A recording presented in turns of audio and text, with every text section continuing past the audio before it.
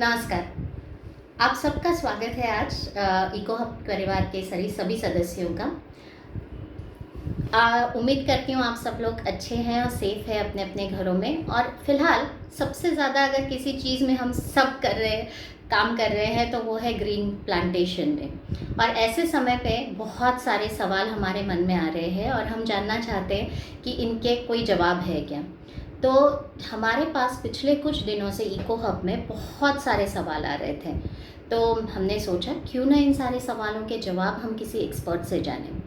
तो हम आपके सामने आज एक एक्सपर्ट को लेकर आ रहे हैं जिनका नाम है नीलकंठ अंबे। और ये प्रोफेशन बाय प्रोफेशन हॉर्टिकल्चरिस्ट है और लैंडस्केप डिज़ाइनिंग में करीबन 20 साल से काम कर रहे हैं। कई सारी गवर्नमेंट एजेंसीज, बीएमसी, बड़े ब्रांड्स जैसे कि Raheja, RNA builders, hotel orchid जैसे रेप्यूटेड ऑर्गेनाइजेशन के साथ इन्होंने काम किया हुआ है। तो आज हम उनका स्वागत करते हैं और उन्होंने स्पेशली यहाँ पर टाइम निकाला है हमारे लिए, तो let's welcome him. Welcome Neelkanth ji, आपका स्वागत है। Thank you for coming out and thank you for taking out time for us. धन्यवाद। सौभाग्य है मेरा, आपने मुझे ये अपॉर्चुनिटी दी है। बेसिकली मैं ये कहना चाहता हूँ अपने श्रोताओं से कि इस कोरोना के निगेटिव वातावरण में हमको ये बहुत ज़रूरी है कि अपने प्लांट्स की और भी अपने रिश्तेदारों की तरह बहुत पॉजिटिवली और प्यार से देखें।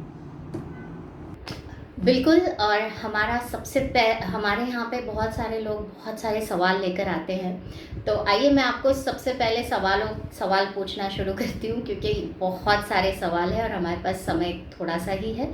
तो सबसे पहला सवाल है ये सुकेतु देसाई का है और इनका सवाल ये है कि ये जानना चाहते हैं कि इंडोर प्लांट्स जैसे कि स्नेक है, बाम्बू है या पाम है, इनके यहाँ पर जो उगते हैं ये 6 महीने में करीबन उनके यहाँ पे विदर आउट हो जाते हैं।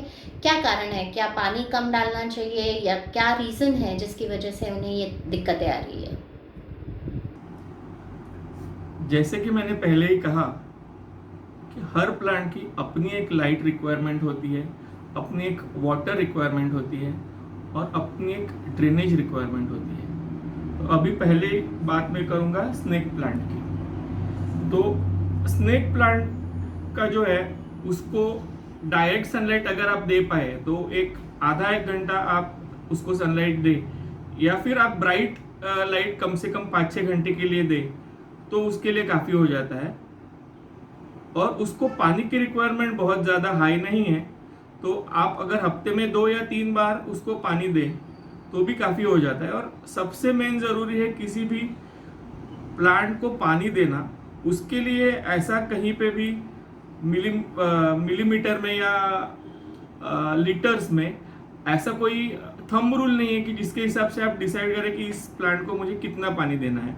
आपको हमेशा जिस प्लांट को आप ग्रो करना चाहते हो, आप ये देखिए कि आप एक बार पानी देते हैं तो 2 या 3 मिनट में उसका पूरा पानी जो है उसके पॉट के नीचे जो होल रहता है उससे 2-3 मिनट में बाहर निकल के आना चाहिए। और जब आप अगली बार सोचो कि मुझे आज पानी देना है तो पहले आप छू के महसूस कीजिए मिट्टी को कि मिट्टी में नमी है या नहीं है।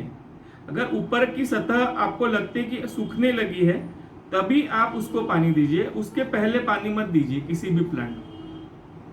ये हुई अपने स्नेक प्लांट की बात। अब हम आते हैं एरेका पाम की तरफ। एरेका पाम जो है इसको बेसिकली है कि इसको आधे 1 घंटे की सनलाइट बहुत ज़रूरी है, लेकिन वो सनलाइट जो है दोपहर की नहीं होनी चाहिए, या तो सुबह अर्ली मॉर्निंग की सनलाइट या तो शाम की सनलाइट।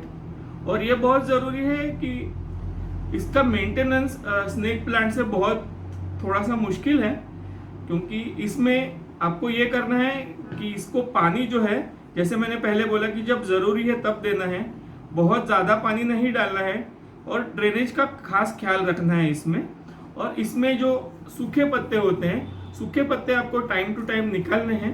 और ये हर जो अपना पॉटेड प्लांट है जिसको हम लोग इंडोर रखते हैं, आउटडोर, ये बहुत ज़रूरी है कि जो मिट्टी है, मिट्टी को हम हर 15 दिन में आधा से 1 इंच कोई भी खुरपी या वीडर लेके हम ढीला करें अच्छी तरीके से, तो जैसे प्लांट्स के पत्ते सांस लेते हैं वैसे प्लांट्स के रूट्स भी सांस लेते हैं। इसके लिए बहुत ज़रूरी है कि आप इसको भी ढीला करता रहे और इसको जितनी ज़रूरी है उतना ही पानी दो।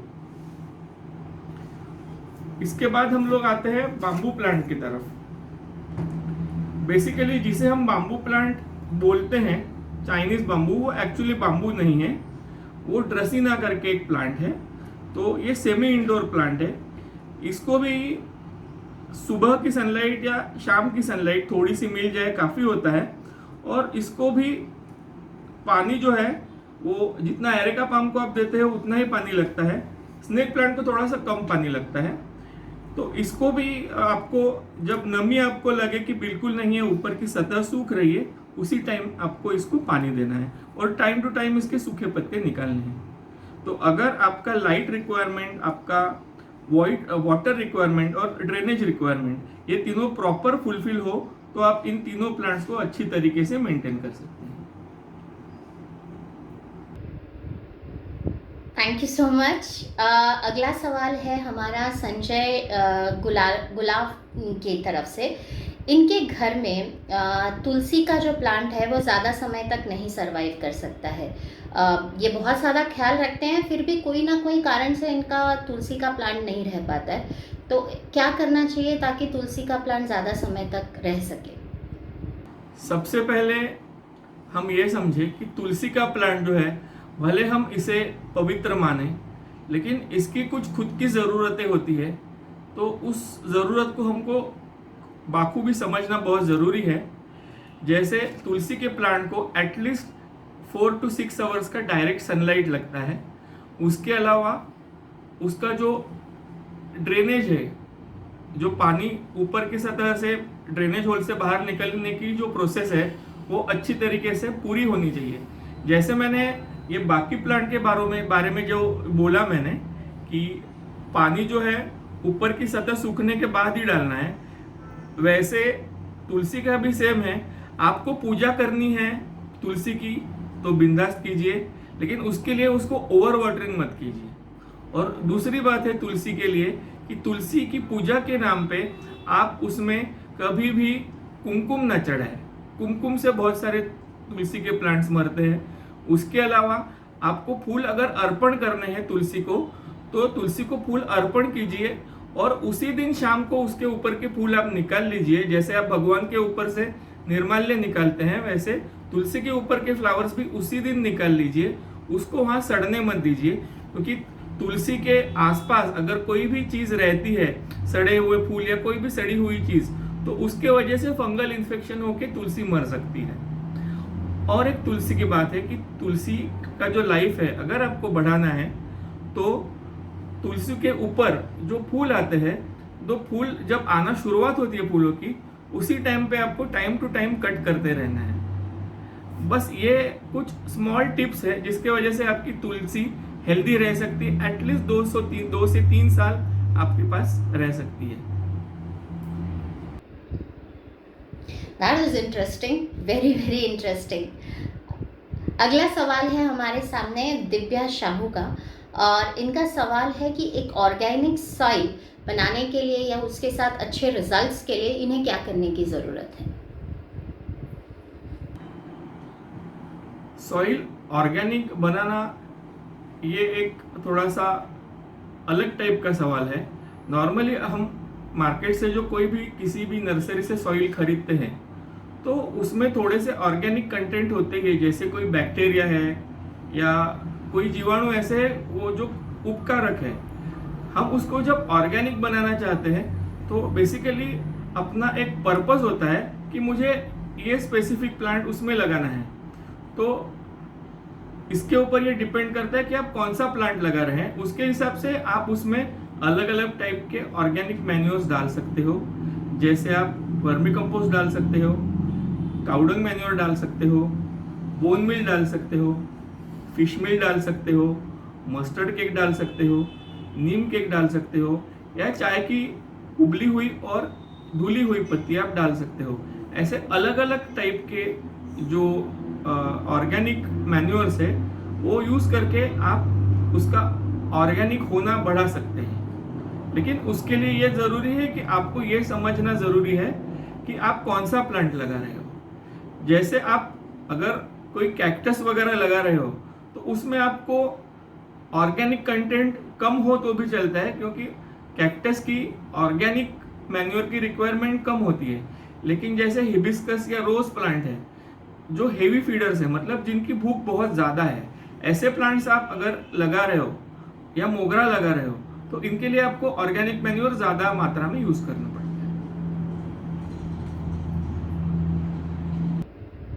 है। इंटरेस्टिंगली ये सवाल है वैशाली महाले का, और इनका सवाल है कि अगर मैं प्लांट मिंट प्लांट जो होता है यानी कि पुदीना जो है ये सॉइल में लगाना चाहती हूँ उसके कटिंग्स के साथ, तो कैसे लगा सकती हूँ, क्योंकि इन्होंने कोशिश की है पर उन्हें सक्सेस नहीं मिला है और वो विदर आउट हो चुका है। तो क्या कर सकती हैं और क्या इम्प्रूवमेंट है आप जो इन्हें सजेस्ट करेंगे? आप अगर अपने घर में पुदीना उगाना चाहते हो तो उसमें दो पार्ट इसमें हम कर सकते हैं। एक तो पुदीना का रूटिंग, पुदीना को जड़ें पैदा करना, और दूसरा है पुदीना को सक्सेसफुली प्लांटेशन मीडियम में लगाना। तो पहले आपको प्लांटेशन मीडियम जो है वो तैयार करना है। तो पुदीना के लिए आपको ये बहुत ज़रूरी है कि आपका मिट्टी का जो परसेंट है वो 40% हो, 20% हो उसमें कोकोपीट, 20% हो उसमें सैंड, और 20% हो कोई भी मैन्यूर। तो इस तरह से आपका ये 100% बन जाता है। तो ये तैयार होने के बाद आप जब मार्केट में जाओगे आपको पुदीना चूज़ करना है। तो पुदीना आपको इस तरह से चूज़ करना है कि वो पुदीना की जो डंडी है एटलीस्ट 9 से 10 इंच लंबी हो, क्योंकि बहुत बार ऐसे होता है कि बेचने के लिए जो सब्जी वाले हैं वो पुदीना को काट के बहुत छोटा कर देते हैं। तो बहुत ज़्यादा टेंडर अगर आपका पुदीना हो तो वो सक्सेसफुली ग्रो नहीं होगा।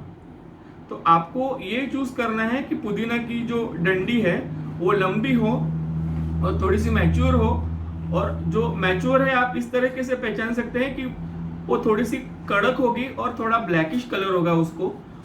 तो आपको ऐसे चुन के पुदीना लाना है घर पे। उसके बाद उस पुदीना के पत्ते जो है आपको उल्टी दिशा में तोड़ने हैं, ऊपर से नीचे की तरफ, और उसके बाद सिर्फ वो पुदीना की जो डंडी है उसका जो टिप है उसको सिर्फ बाकी रखना है। और फिर ऐसे पुदीना की जो डंडी है आपको पानी में रखनी है, ट्रांसपेरेंट किसी ग्लास में, और हर 1-2 दिन में उसका पानी बदलना है। जब उसको थोड़ी सी जड़ें आ जाएंगी उसके बाद आप, मैंने जो अभी आपको पॉटिंग मिक्स बोला उसमें लगाना है, और वो लगा के आपको पानी जो देना है ऊपर से मिट्टी में पानी नहीं डालना है। आपको ये जो पॉट है जिसमें आपने ये कटिंग्स लगाए हैं उस पॉट को आपको एक अच्छे से टब में पानी रख के पानी को नीचे से ड्रेनेज होल से चढ़ने देना है। जब ऊपर की सतह गीली हो जाए उसके बाद ये जो कटिंग्स लगाया हुआ पॉट है इसको आपको सेमी शेड में रखना है, और इसमें जड़ें ज़्यादा नहीं हैं। इसके लिए जैसे मैंने पहले बाकी प्लांट्स के बारे में बोला वैसे ही इसमें जब तक ऊपर की सतह थोड़ी सूखने ना लगे तब तक आप बिल्कुल पानी मत दीजिए, और इसमें आप थोड़ा सा स्प्रिंकलिंग टाइप ऑफ वाटरिंग कीजिए। जब नए पत्ते निकलने लगे तो आप थोड़ा सा वाटरिंग बढ़ा दीजिए, और जब आपको लगे कि अभी नए पत्ते जो है मैच्योर होने लगे हैं तो सेमी शेड से प्लांट धीरे धीरे आप धूप की तरफ ट्रांसफ़र कीजिए। लेकिन पुदीना के लिए जो मुंबई के वातावरण में 10:30 से 3:30 बजे की जो धूप है आपको पुदीना के लिए अवॉइड करनी है। इस तरीके से आप एक सक्सेसफुल पुदीना का प्लांट ग्रो कर सकते हैं। Thank you, that was interesting. मेरे लिए भी बहुत नई बात थी। मैं अभी काफ़ी सारी चीज़ें मैं भी ख्याल रख रही हूँ कि क्योंकि पुदीना मेरे यहाँ पे भी अच्छे से नहीं उगता है। Okay, I will definitely try that trick out. ये अगला सवाल है डॉक्टर मनीषा नाइक का। इनके काफ़ी सारे सवाल हैं तो मैं सबसे पहले इनका पहला सवाल पूछती हूँ। कौन से प्लांट्स हैं जिन्हें सनलाइट की ज़रूरत नहीं है? सनलाइट की ज़रूरत नहीं होती ऐसा हम लोग मानते हैं, इसका मतलब यह है कि उसको किसी न किसी लाइट की ज़रूरत होती है उसका खाद्य बनाने के लिए। तो जो प्लांट्स हम लोग बोलते हैं कि सनलाइट नहीं चाहिए, उनको हल्की मात्रा में सनलाइट चल सकती है अर्ली मॉर्निंग की या शाम की आधे घंटे के लिए। लेकिन अगर वो हमारे पास पॉसिबल नहीं है तो एटलीस्ट अभी मैं जिस रोशनी में आपसे बात कर रहा हूँ उतनी कम से कम रोशनी उनको ज़रूरी है, एटलीस्ट दिन के 6 से 8 घंटे। या तो आपकी खिड़की से आई हुई रिफ्लेक्टेड लाइट, या तो फिर ये जो इलेक्ट्रिकल लाइट अभी जो है मेरे ऊपर जो है जो फ्लैश है, उतनी ब्राइटनेस की लाइट प्लांट्स को मिलना ज़रूरी है। बहुत सारे प्लांट्स हैं जिनको हम लोग इंडोर में लगा सकते हैं, जैसे ZZ है, स्पाइडर है, एरेका पाम है, स्नेक प्लांट है, अलग अलग टाइप के पाम्स है, सॉन्ग ऑफ इंडिया है, एग्लोनिमा है, पीस लिली है, कुछ डायफिनबेकियाज है, सिंगोनियम है। ये जो सिंगोनियम है आप भली भांति जानते होंगे इसे। ये स्पाइडर प्लांट है, कुछ ड्रसीना है, कुछ शेफलेरा करके एक प्लांट है जो बहुत बढ़िया एसी में भी बहुत अच्छी तरीके से बढ़ता है, और रबर प्लांट भी है। लेकिन आपको ये इंडोर प्लांट्स रखते वक्त एक बहुत इम्पोर्टेंट ध्यान में रखनी है एक चीज़, कि आपको ये जो इंडोर प्लांट्स है कभी भी फैन के नीचे या फिर किसी एसी के ठंडे ब्लॉक के सामने या गर्म ब्लॉक के सामने आपको नहीं रखने हैं, तो आपके इंडोर प्लांट सक्सेस होंगे। ये सवाल है वैभवी जी का। इनका सवाल है कि फर्टिलाइजर्स हैं जैसे कि रोजेस और एडोनियम्स और अलग अलग फ्लावरिंग प्लांट्स जो होते हैं, इनके लिए किस तरह के फर्टिलाइजर्स यूज़ करने चाहिए और क्या फ्रीक्वेंसी में इन्हें इस्तेमाल करना चाहिए, या फिर कैसे क्या अलग अलग तरह के फर्टिलाइजर्स होते हैं, या फिर कैसे किस तरह से इसे यूज़ करते समय अलग प्लांट्स के लिए क्या डालने का तरीका अलग है, क्या एग्जैक्टली होना चाहिए ताकि वो ज़्यादा से ज़्यादा फर्टिलाइजर्स की मदद से ग्रोथ कर सके प्लांट्स। पहले हमको ये समझना बहुत ज़रूरी है कि फ्लावरिंग प्लांट्स को किस तरह से बढ़ाया जाए। फ्लावरिंग प्लांट्स को हमको मैक्सिमम सनलाइट देनी है, तो ही फ्लावरिंग प्लांट्स अपने फर्टिलाइजर्स का मैक्सिमम यूटिलाइजेशन कर सके। तो ये बहुत ज़रूरी है कि हमें ये समझे कि किस चीज़ से क्या होता है। जैसे नाइट्रोजन से प्लांट की ग्रोथ होती है, ओवरऑल ग्रोथ होती है, उसमें हरा भरा रंग प्राप्त होता है, वो अपना खाना खुद बना सकता है। जो पोटेशियम है, पोटेशियम के वजह से प्लांट्स के रूट्स हो या प्लांट के जो फ्रूट्स हो उसके फॉर्मेशन होता है, फ्लावरिंग का फॉर्मेशन होता है। और फॉस्फोरस के वजह से इन चीज़ों की जो क्वालिटी है फ्लावर्स और फ्रूट्स की, ये क्वालिटी अच्छी तरीके से बढ़ती है। तो ये समझना ज़रूरी है कि पहले क्या करें और बाद में क्या करें। तो अगर आपका प्लांट छोटा है तो आपको ये बहुत ज़रूरी है कि आप उसको N ज़्यादा दें, P और K कम दें, या फिर NPK एक समान मात्रा में दें। तो पहले आप ऑर्गेनिक फर्टिलाइजर्स उसको जब देते हैं, जैसे बोन मिल है या फिर कंपोस्ट है, तो इसमें ये ज़रूरी है कि आप समझ लें कि किसमें नाइट्रोजन कितना है, पोटेशियम कितना है, फास्फोरस कितना है। तो नीम केक या फिर आपका काउडंग मैन्योर है या तो वर्मी कंपोस्ट है, ये आपको ओवरऑल ग्रोथ के लिए काम आता है। तो जब आपकी ओवरऑल ग्रोथ सक्सेसफुल हो जाए, प्लांट अच्छे से बढ़ जाए और आप अभी फ्लावरिंग एक्सपेक्ट करें, तो आपको ये करना है कि 1 महीने में आपने 15 दिन के अंतराल में 2 बार ऑर्गेनिक फर्टिलाइजर दिया, तो उसके बाद उसका जो नेक्स्ट फर्टिलाइजर डोज होगा नेक्स्ट महीने का, तो वो आपका या तो बोन मिल होगा या तो फिर फिश मिल होगा।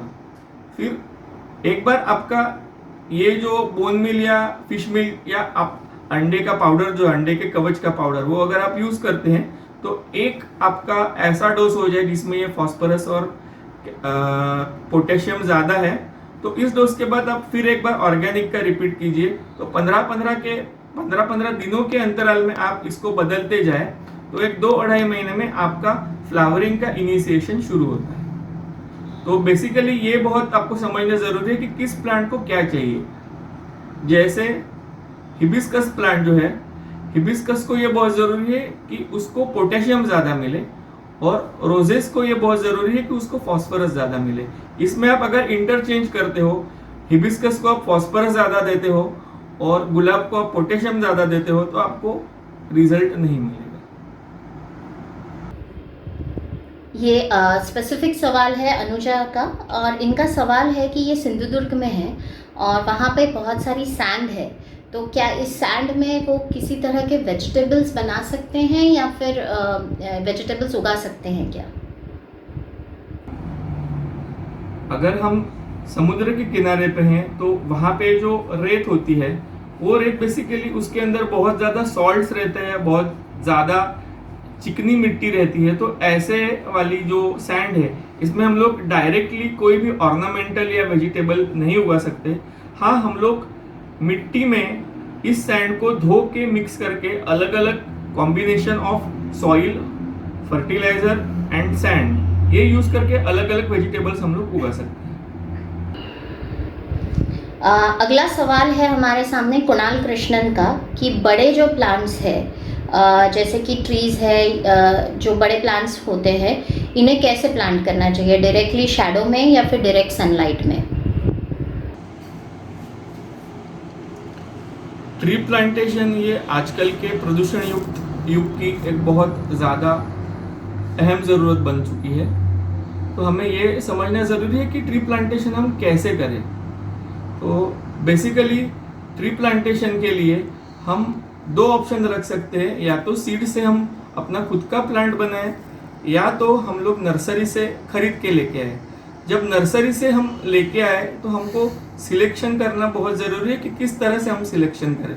तो नर्सरी में जो बहुत ज़्यादा बड़े प्लांट्स हो, जिनके रूट्स ऑलरेडी ज़मीन में जा चुके हैं, ऐसे श्रब्स जो है या ऐसे ट्रीज जो है, वो हम लोग सिलेक्ट ना करें।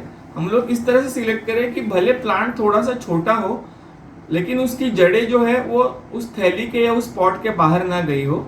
उसके बाद हम लोग नर्सरी से उसको घर पे लेके आए और घर के यहाँ पे सेमी शेड में उसको कम से कम 8 से 10 दिन रखे, और उसके बाद हम जिस जगह पे उसको लगाने वाले हो, उस जगह पे उस ट्री को हम लोग पहले अच्छे से, जो वैरायटी है उसके हिसाब से, उसका जो हवा में जितना स्प्रेड है उसके हिसाब से जगह देख के हमको उसके लिए pit at least 2 feet by 2 feet by 2 feet का एक पिट बनाना है, जिसमें अच्छे तरीके से हमको ऑर्गेनिक खाद, कुछ फंगीसाइड, कुछ पेस्टिसाइड सॉइल में मिक्स करके वो जो ट्री सैपलिंग है उसको लगाना है।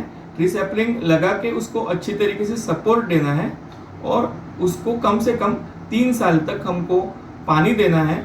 बारिश में भी जब ड्राई स्पेल आते हैं उस टाइम पे उसको पानी देना बहुत ज़रूरी है। और अगर हम इन्हें प्लांट कर रहे हैं तो क्या इनके बीच में कोई अंतर है जो स्पेसिफिकली होना चाहिए, या फिर कोई मेजरमेंट्स है इसके लिए? अगर हम लोग ट्रीज के बारे में बोले तो पहले हमको ये समझना बहुत ज़रूरी है कि ऐसा कोई थंब रूल नहीं है, जिसको हम मापदंड बोलते हैं मराठी में। मापदंड नहीं है कि 2 ट्रीज के बीच में कितना डिस्टेंस होना चाहिए। अपने को ये समझना है कि ये जो प्लांट है वो 15 या 20 साल का जब होगा लगाने के बाद, तब उसका स्प्रेड कितना होगा, ये हमको पहले समझना ज़रूरी है। तो कम से कम 2 ट्रीज के बीच में 20 फीट का डिस्टेंस सेंटर टू सेंटर बहुत ज़रूरी है। अगर बहुत बड़े बढ़ने वाले ट्रीज हैं तो ये अंतर 40 या 50 फीट तक भी बढ़ सकता है। ऐसे कौन से तरह के प्लांट्स हैं, अभी आपने मुझे बताया जैसे कि ऐसे कौन से प्लांट्स हो सकते हैं जिसमें हम ऑक्सीजन, मैक्सिमम ऑक्सीजन के लिए, या फिर जैसे शैडो के लिए यूज़ किया जा सकता है, और सबसे इंटरेस्टिंग बात है जो बर्ड्स के लिए भी अच्छी हो सकती है? इंडियन ओरिजिन के बहुत सारे प्लांट्स हैं, बहुत सारे ट्रीज है जो इको फ्रेंडली है, जो पर्यावरण को मदद करते हैं, जिसके ऊपर बर्ड्स आते हैं, नेस्टिंग करते हैं। उसमें बहुत सारे हैं, जैसे नीम का झाड़ है, बनियन है, पीपल है, अर्जुन है, सीता अशोक है, बेल है, कड़ी पत्ता है, जो अचार के लिए यूज होता है वो वाला आंवला है, गुलेर का पेड़ है, जिसे गुल्लर या औदुंबर बोलते हैं, उम्बर बोलते हैं, वो वाला ट्री, या फिर जामुन है, या फिर हम लोग जो कंस्ट्रक्शन में यूज करते हैं बाम्बूज, वो भी एनवायरनमेंट के लिए बहुत अच्छे प्लांट्स हैं। और जब हम प्लांटेशन करते हैं, उस प्लांटेशन के बाद उसकी सक्सेस के लिए या ज़्यादा से ज़्यादा समय तक ये प्लांट्स ग्रो करें, उसके लिए हम क्या कर सकते हैं? ट्री प्लांटेशन सर्वाइवल के लिए हमको ये समझना बहुत ज़रूरी है कि जो इंडिया में जिस तरीके से प्लांटेशन ड्राइव्स होते हैं बारिश के सीज़न में, वो बारिश के भरोसे बहुत सारे लोग उसे छोड़ देते हैं। इसके लिए वो सक्सेस नहीं होता है, क्योंकि बारिश में लगाने के बाद लोग ये सोचते हैं कि बारिश के 3 महीने के पानी में जो उसको मिल गया उसके ऊपर वो सर्वाइव हो जाएंगे, लेकिन ये गलत धारणा है। हमको प्लांट्स को इस तरीके से तैयार करना है कि पहले उसको हम, जो जाड़े का सीज़न है, जैसे इंडिया में नॉर्मली नवंबर से लेकर फरवरी का जो सीज़न है, इसके बीच में हमको ट्री प्लांटेशन करना है, ताकि उस टाइम पे जो ट्रीज है वो डॉर्मेंट या सुप्त अवस्था में होते हैं, उसकी ग्रोथ, जो एरियल ग्रोथ है या रूट्स की ग्रोथ है, वो बहुत कम रहती है।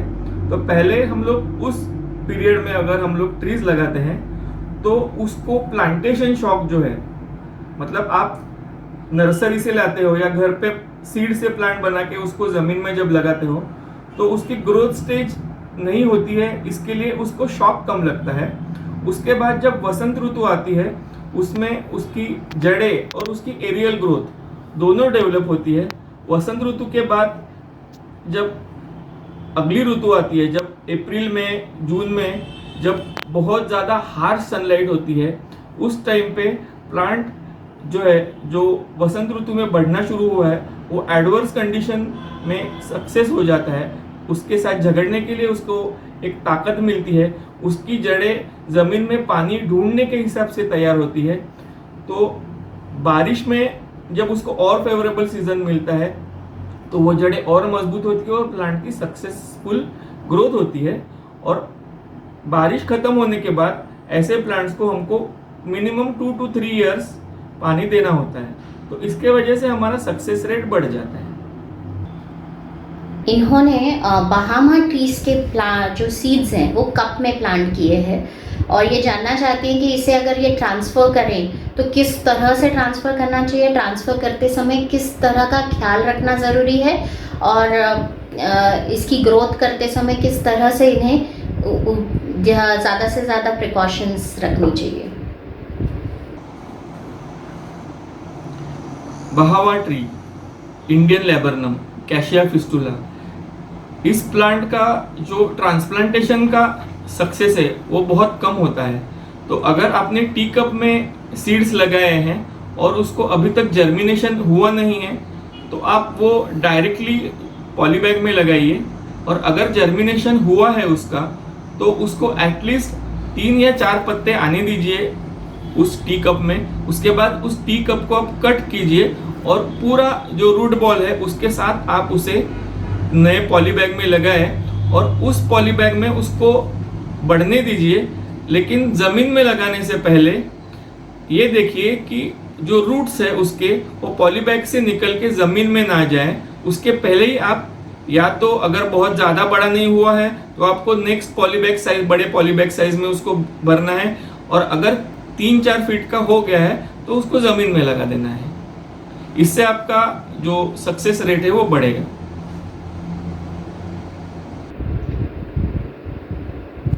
हमारे सामने अब सवाल है प्रतिमा मुलवे का, और इनका सवाल है कि इनके जो प्लांट्स हैं उसके जो लीव्स हैं वो आगे की तरफ पीले हो जाते हैं, और उन्हें जानना है कि ये कैसे अवॉइड कर सकती है, इन्हें क्या ख्याल रखने की ज़रूरत है अपने लीव्स की ताकि ऐसा ना हो। इनका जो क्वेश्चन है वो बहुआयामी क्वेश्चन है, मतलब इसमें अलग अलग पार्ट्स हो सकते हैं। प्लांट्स के पत्ते पीले पड़ने के बहुत सारे रीज़न हो सकते हैं, या तो ओवर वाटरिंग है, ज़्यादा पानी मिल रहा है या कम पानी मिल रहा है, या फिर बहुत ज़्यादा सनलाइट मिल रही है या बहुत कम सनलाइट मिल रही है, या फिर ड्रेनेज जो है वो बहुत ज़्यादा एक्सेसिव ड्रेनेज है कि पानी रुकता ही नहीं जड़ों में, या तो बहुत ज़्यादा पानी रुक रहा है, या तो फिर कोई उसका जो पोषण है, पोषण मूल्यों में किसी तरह की कमी है, या तो किसी टाइप का फंगल अटैक है, या तो किसी टाइप का इंसेक्ट अटैक है। तो जब तक हम एक्चुअल प्लांट को फिजिकली चेक नहीं कर पाएंगे तब तक कारण तक पहुंचना और उसका हल निकालना थोड़ा सा मुश्किल है।